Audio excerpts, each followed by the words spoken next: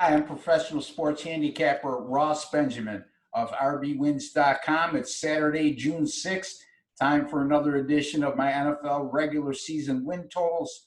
And this is part 18 of a 32-part series in which I've been covering and have covered and will continue to cover every team in the NFL, disclose what their win total is at that present time of the taping, and then making a prediction on whether they'll go over or under that win total this season. Let's go with the Denver Broncos today. Their regular season win total right now is 7.5, and going over the total at -130 and under the total at +100. This is a team that finished 7-9 last year, tied for second in the AFC West with the Oakland Raiders, but a distant second to the defending world champion Kansas City Chiefs.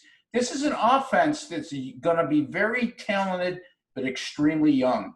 Drew Lock has been notated as going to be their franchise quarterback, as he appeared in 5 games last year, was their #1 choice a season ago, suffered a little bit of an injury early on, and this guy, 5 games, he threw for over 1,000 yards, 7 touchdowns, 3 interceptions, completed 64% of his passes, and it was enough for the Denver Brass to believe this guy is ready to go and assume the #1 role this year. And he'll be throwing to some extremely young but very talented wide receivers. Cortland Sutton entering his third season last year, coming off a monster year in which he caught 72 balls for over 1,100 yards, 6 touchdowns, and averaged better than 15 yards per catch.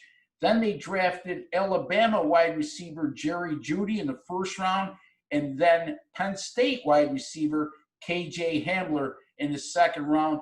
Both guys with a lot of speed, both guys with game-breaking ability, a lot of potential at wide receiver. And then you have your second-year quarterback, two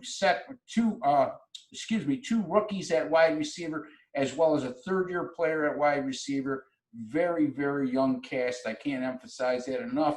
And then we go to the tight end position. Another talented young player, Noah Fant out of Iowa.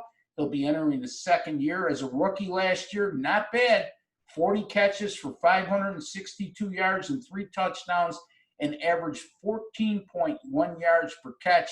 Fant has the athletic ability to get down the field vertically, also has the athletic ability to make a lot of plays after the catch. So again, some pretty good skill position players that I just mentioned. And then you add in the running back tandem of Melvin Gordon, who just came over from the LA Chargers, and Phillip Lindsay. Now, Lindsay, going into his third year, all he's done the first 2 years is rush for better than 1,000 yards.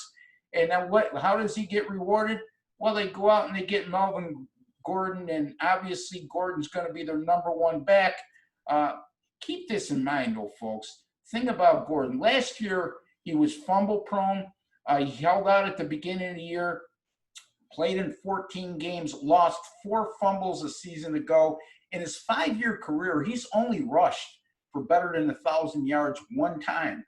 So again, the jury is out on how they're going to handle this running back position, but they certainly have a good tandem in Gordon and Lindsay, no doubt about that. You got 8 projected players offensively that should be key contributors that have 2 or less years of NFL experience. So again, a lot of potential there, but one has to wonder how this young club on that side of the ball will perform. Defensively, they're in good shape. I mean, this is a Denver defense last year, #10 in scoring and #12 in total defense. Not bad whatsoever, considering they got very little support from the offense last year. Pretty good, not pretty good, very good linebackers in Bradley Chubb and Von Miller. And then they made a couple off-season trades, which brought in cornerback A.J. Bouya from the Jacksonville Jaguars and Jarrell Casey, defensive tackle from the Tennessee Titans. That should help them as well. Again, I think Denver's defense is going to be good enough to be a top 10 defense.